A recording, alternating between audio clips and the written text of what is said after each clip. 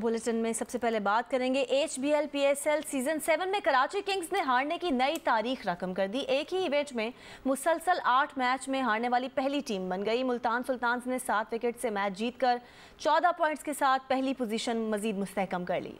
Stadium में बाबर आजम और शकील खान ने कराची की इनिंग्स शुरू की, लेकिन रुमान रईस ने कप्तान को 2 रन पर चलता किया। जो क्लार्क ने शर्जील के साथ इनिंग्स आगे बढ़ाई। दोनों स्कोर को 77 तक ले गए। क्लार्क 29 गेंदों पर 40 रन बनाकर आउट हुए। शर्जील भी 34 गेंदों पर 36 रन बनाकर पवेलियन गए। इसके बाद कासिम अकरम 13, बेल नजीर और मोहम्मद नबी 21 रन बनाकर लौट गए। इमाद वसीम ने सिर्फ 16 गेंदों पर 32 रन की नाकाबिले शिकस्त इनिंग खेलकर टीम का स्कोर 6 विकेट पर 174 रन तक पहुँचाया। शाहनवाज धानी ने 2 विकेटें हासिल की। जवाब में मसूद और मोहम्मद रिजवान ने टीम को शानदार आगाज फराहम किया। पहले विकेट पर 100 रन बनाए। शान मसूद 45 रन बनाकर आउट हुए। टिम डेविड 3 रन बनाकर लौट गए। मोहम्मद रिजवान ने 56 गेंदों पर 76 रन की शानदार इनिंग्स खेली। अब रायली रोसो और खुशदिल शाह ने जिम्मेदारी संभाली। 19वें ओवर की पहली 3 गेंदों पर खुशदिल ने 2 छक्के और 1 चौका लगाकर मैच अपने हक में कर लिया। रोसो ने आखिरी ओवर में दिलकश छक्के के साथ मुल्तान को 7 विकेट से फतह दिला दी। रोसो 5 गेंदों पर 14 और खुशदिल 9 गेंदों पर 21 रन बनाकर नॉट आउट रहे। मुल्तान सुल्तान के इस फतह के साथ पॉइंट्स की तादाद 14 हो गई। कराची किंग्स 8 मैचेस खेलकर अब तक कोई पॉइंट हासिल न कर सकी। और इस मैच के आखिरी लम्हात में कराची किंग्स के सदर वसीम अकरम कप्तान बाबर आजम की हिकमत अमली से मुतमईन दिखाई नहीं दिए और नाराजगी का इजहार भी किया। मुल्तान सुल्तान्स के खिलाफ मैच के आखिरी लम्हात में कराची किंग्स के सदर और मेंटोर वसीम अकरम बॉलर्स की खराब बॉलिंग पर नाराज दिखाई दिए। आखिरी ओवर में तो बाउंड्री लाइन पर आकर खड़े हो गए और वहां फील्डिंग करने वाले कप्तान बाबर आजम से नाराजगी का इजहार भी किया। बाबर आजम ने भी वसीम अकरम को वजाहतें देने की कोशिश की, मगर वसीम अकरम की नाराजगी खत्म न हुई। पेट्रोलियम मसनूआत की कीमतों में बड़े इजाफे ने शहरियों को 8 आंसू रुला दिए। पब्लिक ट्रांसपोर्ट के किराए बढ़ने से अवाम पर महंगाई का मजीद बोझ आन पड़ा है। तफसीलात बताएंगे हैदराबाद से अली नईम, सरगोदा से हमें रिपोर्ट करेंगे मलिक मोहम्मद असगर, कोटली से हमें तफसीलात बताएंगे अब्दुल क़य्यूम ताहिर और पडीदन से हमें रिपोर्ट करेंगे नुमाइंदा जियो न्यूज़ गुलाम हैदर आकाश। जी बिल्कुल, पेट्रोलियम मसनूआत की कीमतों में हालिया इजाफे के बाद पब्लिक ट्रांसपोर्ट के किरायों में भी इजाफा देखने में आ रहा है। जो पब्लिक ट्रांसपोर्ट यहाँ से कराची के लिए रवाना होती थी, जिसके किराए कभी 400, कभी 500, कभी 600 हुआ करते थे, उन किरायों के अंदर भी इजाफा देखने में आ रहा है और वो इजाफा बढ़कर कोई 450 रुपये किराया वसूल कर रहा है फी सवारी का, तो इसी तरह से कहीं 550 और जो किराया 750 रुपये था वो तकरीबन 850 से 900 रुपये पे पहुँच चुका है। अंदरूनी शहर के अंदर सफर करने वाली जो मुसाफिर हैं, जो रक्शों का इस्तेमाल करते हैं, उनको भी इस वक्त जायद किरायों का सामना करना पड़ रहा है। जी, पेट्रोलियम के निर्खों में होशरबा हालिया इजाफे ने महंगाई के एक नए तूफान को जन्म दे दिया है। ट्रांसपोर्टर्स हैं, उन्होंने भी अपने किरायों की शरह में 20 से 25% तक इजाफा कर दिया है। इन लोगों का कहना है कि इस सूरत हाल में साबका किराए बरकरार रखना नामुमकिन हो गया है। पेट्रोलियम मसनूआत की कीमतों में इजाफे ने गरीब और मतवस्त तबके की मुश्किलात में मजीद इजाफा कर दिया है। शहरियों ने जियो न्यूज से गुफ्तगू करते हुए कहा कि महंगाई की वजह से हमारे कारोबार तबाह हो चुके हैं। हमारे पास कस्टमर भी नहीं आता, चीजें इतनी महंगी हो गई हैं। इमरान साहब जी तो शुरू तो आए जी तब्दीली इससे, उन्होंने तो बड़िया गल्लां कीतियां हुण ते आवाम नूं मार दिता है, कोई उन्होंने बचन का चांस नहीं। जी बिल्कुल, हुकूमत की जानिब से तेल की मसनूआत में कीमतों में इजाफे से पटीदन की आवाम ने मुस्तरद कर दिया। पहले हुकूमत महंगाई पर कंट्रोल नहीं कर सकी है और बार बार कीमतें बढ़ाकर इनसे महंगाई में मजीद इजाफा किया जाएगा, जिससे न सिर्फ गरीब आवाम पिस कर रह जाएंगे जबकि उनके घरों के चूल्हे भी ठंडे हो जाएंगे। पेट्रोल की कीमत में इजाफे से मोटरसाइकिल, रिक्शा जैसी सस्ती सफारी का सफ़र भी दुश्वार हो गया है। तालिब इल्म, मजदूर और दिहाड़ीदार ज़्यादा मुतासिर हैं। फैसलाबाद से इरफानुल्लाह की रिपोर्ट देखिए। मोटरसाइकिल रिक्शा आम अफराद के लिए सस्ती तरीन सवारी है, ताहम पेट्रोल की कीमत में इजाफे के साथ मोटरसाइकिल रिक्शा का सफ़र फी स्टॉप 10 रुपये महंगा हो गया है, जिससे रोजाना सफर करने वाले इंतहाई परेशान हैं। डेली जो मेरा सफर होता है यूनिवर्सिटी तक का, वो रिक्शे पे ही होता है। कीमतें बढ़ी हैं अभी पेट्रोल की, उसकी वजह से हमारे एक्सपेंसेस भी बढ़ गए, इन्होंने किराए भी बढ़ा दिए हुए हैं। मोटरसाइकिल रिक्शा ड्राइवर कहते हैं कि पेट्रोल की कीमतों में इजाफे की वजह से किराए में इजाफा इनकी मजबूरी है। पेट्रोल की कीमतें इतनी बढ़ गई है, पहले किराया हम 30 रुपए लेते थे, अब हमने 40 रुपए किया तो सवारी नहीं बढ़ रही। पेट्रोल की कीमतों में इजाफे का रुझान गरीब मुसाफिरों से सस्ती अवामी सवारी छीनने के दर पे है। कैमरामैन अली अरसलान, और अहमद अली के साथ इरफान उल्ला, जियो न्यूज़, फैसलाबाद। बुलेटिन में अब बात करेंगे वफाकी वजीर मुराद सईद की शिकायत पर FIA ने बगैर वारंट इस्लामाबाद में छापा मारकर मोहसिन बेग को गिरफ्तार कर लिया। इस मौके पर हाथापाई भी हुई। फायर करने के इल्जाम में पुलिस ने मोहसिन बेग पर दहशतगर्दी का मुकदमा भी दर्ज कर लिया। इंसदादे दहशतगर्दी की अदालत ने उनका 3 रोज़ा जिस्मानी रिमांड दे दिया है। एडिशनल सेशन जज इस्लामाबाद ने FIA के छापे को गैर कानूनी करार दे दिया। ताहम ये भी कहा है कि इंसदादे दहशतगर्दी अदालत मुबैना हिरासत की कानूनी हैसियत का तयन करने की बेहतर पोजीशन में है। मोहसिन बेग के बेटे हमजा बेग को भी गिरफ्तार कर लिया गया है। हमजा बेग को आज इंसदादे दहशतगर्दी अदालत में पेश किया जाएगा।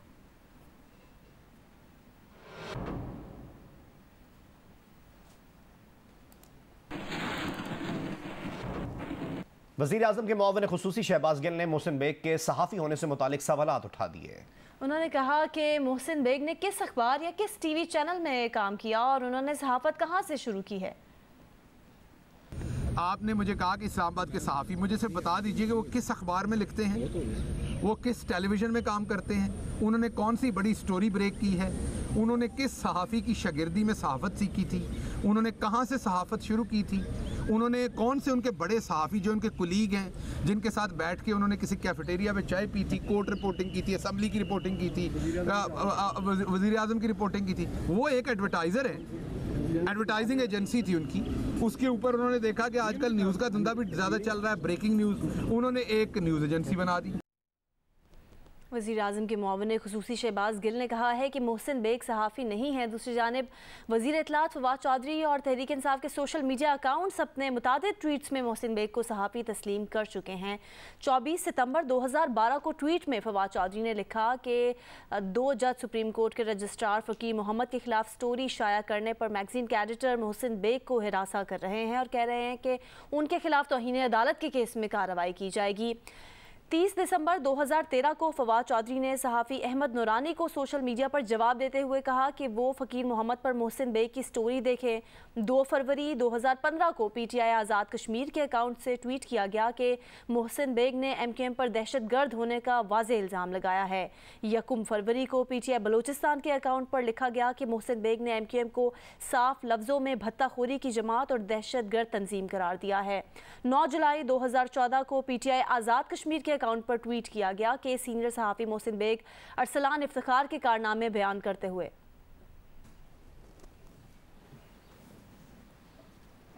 मोहसिन बेग की हुकूमती वज़ीर के खिलाफ नाज़िबा गुफ्तगू से हुकूमती रहनुमा नाला हैं, मगर वज़ीर आज़म इमरान खान समेत मुतअद्दिद हुकूमती रहनुमा खुद भी कई बार बिलावल भुट्टो जरदारी और मरियम नवाज पर नाज़िबा लफ्जी हमले करते रहे हैं। मोहसिन बेग साहब ने बड़ी घटिया गुफ्तगू की। दोबारा कहूंगा, जातियात पर मबनी घटिया लव गुफ्तगू नहीं होनी चाहिए, किसी के लिए नहीं होनी चाहिए, चाहे वो कोई फील्ड मिनिस्टर हो, बहुत ही एहतराम काबिल एहतराम कोई खातून हो जो सियासत के अंदर हो, खातून अव्वल हो, हर एक को तमीज़ से बात करनी चाहिए और किसी के साथ कोई ऐसा इंसिनुएटिंग बिहेवियर नहीं इख्तियार करना चाहिए। रेफरेंसेस भी उल्टे सीधे नहीं देने चाहिए। लेकिन फैक्ट ऑफ द मैटर ये है कि ये सिरे भी सिर्फ ऐसा नहीं है कि अपोजिशन या चंद लोगों तक निकलते हैं, बहुत सी ऐसी बातें हैं जो कि हुकूमती ऐवानों में बैठे हुए लोग करते हैं। सुनिए हमारे पाकिस्तान तहरीक इंसाफ के दोस्त मुतअद्दिद ओकेजन पर क्या करते रहे हैं। बिलावल भुट्टो साहिबा की तरह मैं कोई कागज की पर्ची पे नहीं आया था। दूर में मुझे वो परवेज बिलावल नजर आता है और जब मैं नजदीक से देखता हूँ तो वो परवीन नजर आती है। साहब को साफा बोल दिया है, क्या हो गया? इसको सीरियस लेने की अगर कोई मसला नहीं है, ऐसा अगर कोई फनी खराबी नहीं है तो then there is no need to take it serious। फिर सीरियस लेने की कोई जरूरत नहीं, रिलैक्स। नहीं ऐसी बिलावल चिड़चिड़ा हुआ है, चीकू सा रोज नाराज हो जाता है मुंह बना कर। सरदारी, ये बिल्लो रानी तेरे गुनाहों की सजा है उस की तरफ से। ये डाकू नानी हमारे साथ मजीद धोखे नहीं कर सकती। आगे मुझे आपने बिल्लो रानी के साथ लड़ा दिया, कहीं ब्रेकअप ही ना हो जाए, मुझे खतरा है। मरियम का पेड़ पे आई हुई है, खूबसूरत तो है, मैं सच बोलूंगा, लेकिन ये भी सुन लो कि आपके टैक्स के पैसे से नवाज शरीफ की 2 हुकूमतों में करोड़ों रुपए की सर्जरियां कराई है इसने अपने आप को ठीक करने की।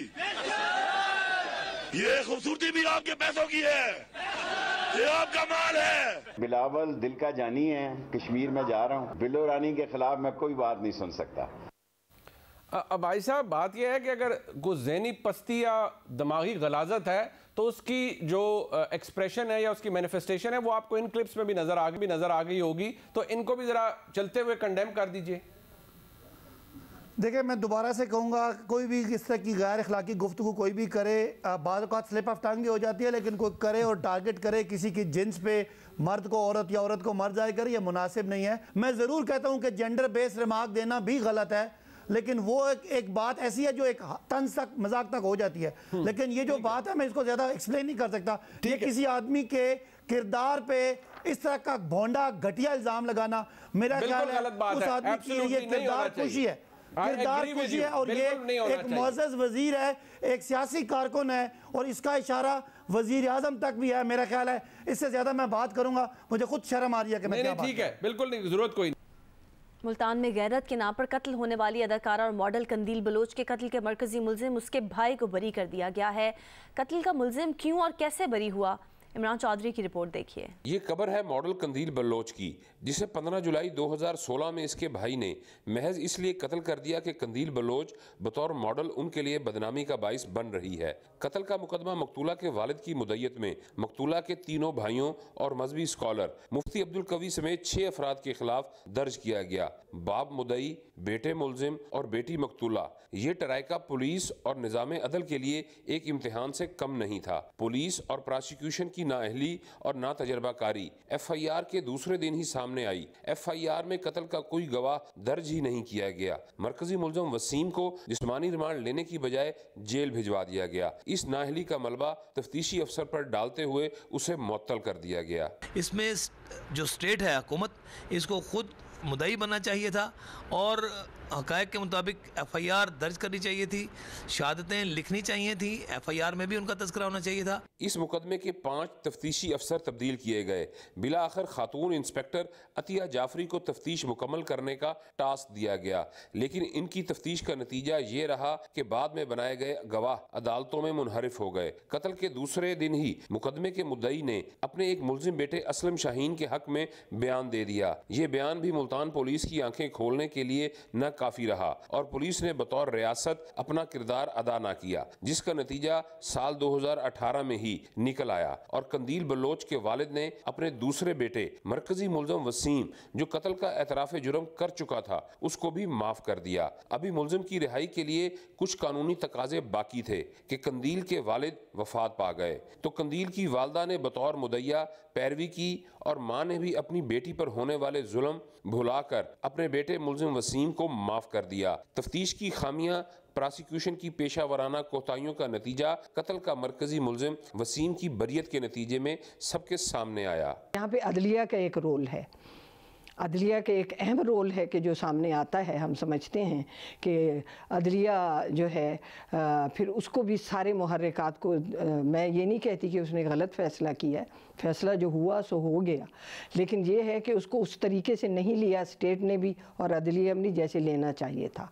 जैसे कानून साजी हुई है उस तरीके से उसकी इम्प्लीमेंटेशन नहीं हुई जो होनी चाहिए थी। RPO मुल्तान जावेद अकबर रियाज ने पुलिस तफ्तीश और प्रोसिक्यूशन की खामियों पर यह कहकर खुद को बरी-उज़्मा करार दे दिया कि यह वाकया उनकी तैनाती से बहुत पहले का है। वो कंदील बलोच जो अपनी आमदनी का बेशतर हिस्सा अपने बाप की माजूरी का इलाज कराने और माँ के बुढ़ापे को आरामदेह गुजारने के लिए खर्च कर देती थी, उसे क्या मालूम था कि उसके मरने के बाद उसके वालिदैन ही इसके कातलों को माफ़ कर देंगे। इमरान चौधरी, जियो न्यूज़, मुल्तान। पेशावर से ताल्लुक़ रखने वाली डॉक्टर कशमाला अमजद मुल्क की पहली खातून डॉक्टर बन गई हैं जिन्होंने पाकिस्तान से सर्जिकल ऑन्कोलॉजी में दूसरी फेलोशिप का इम्तिहान पास किया है। हमें रिपोर्ट करेंगी नुमाइंदा जियो न्यूज़ शीबा हैदर। ये है पेशावर से ताल्लुक़ रखने वाली डॉक्टर कशमाला अमजद, जिन्होंने आगा खान यूनिवर्सिटी अस्पताल कराची से जनरल सर्जरी की तालीम मुकम्मल करने के बाद शौकत खाना मेमोरियल कैंसर अस्पताल से सर्जिकल ऑन्कोलॉजी में दूसरी फेलोशिप का इम्तिहान पास किया और मुल्क की पहली खातून सर्जिकल ऑन्कोलॉजी डॉक्टर बन गई। दादाजी जो है ना, तो वो KPK के चंद नामवर मशहूर सर्जन्स में से एक थे और बचपन में जब हम उनको देखा करते थे तो वो मुझे इंस्पायर करते थे, तो मैंने सोचा कि मुझे भी बनना है। और वो कब तक वो ख्वाब जो मेरा था ना, वो जिस तरह वो अनकरीब आहिस्ता आहिस्ता मेरे अम्मा अब्बा का भी ख्वाब बन गया। पाकिस्तान में पहली सर्जिकल ऑन्कोलॉजी डॉक्टर बनने पर कशमाला अमजद के घर वाले भी खुशी से निहाल हैं। उनका कहना है कि कशमाला ने उनका सर फख्र से बुलंद कर दिया है। इससे ज़्यादा और क्या खुशी होगी। मैंने अपनी ज़िंदगी में ये देखे, अपनी ज़िंदगी में ये खुशी भी मुझे अल्लाह ने दी। अल्लाह का बड़ा करम है, शुक्र अल्हम्दुलिल्लाह। डॉक्टर कशमाला अमजद ने ट्रेनिंग के दौरान सर्जिकल ऑन्कोलॉजी में थायराइड सर्जरी, खुराक की नाली, मैदा, आंतो, लबलबा, पित्ता, जिगर और गुर्दे के कैंसर के मर्ज में मुब्तला मरीजों का इलाज किया, जबकि वो मुस्तकबिल में इस शोबे में मजीद आगे बढ़ने की ख्वाहिशमंद है। कैमरामैन तारिक अली के साथ शीबा हैदर, जियो न्यूज़, पेशावर। पाकिस्तान नेवी ने मेक विश पाकिस्तान के तहत खून की मुहलक बीमारी में मुब्तला 17 साला बच्चे हसब अली की नेवल ऑफिसर बनने की ख्वाहिश पूरी कर दी। Commander Pakistan fleet vice admiral Awais Ahmed Bilgrami ने पाकिस्तान नेवी के आला अफसरान के हमरा हसब अली को बैज लगाकर लेफ्टिनेंट का एजाजी ओहदा दिया। बादज़ां submarines commander commodore Syed Sajjad Hasan ने हसब अली को उसकी ख्वाहिश की तकमील के लिए डॉकयार्ड में अगोस्टा 90 आबदोस का दौरा कराया। इस मौके पर मेक अ विश पाकिस्तान के बानी सदर इश्तियाक बेग ने हसब अली का नेवल ऑफिसर बनने का ख्वाब पूरा करने पर पाकिस्तान नेवी का शुक्रिया अदा किया।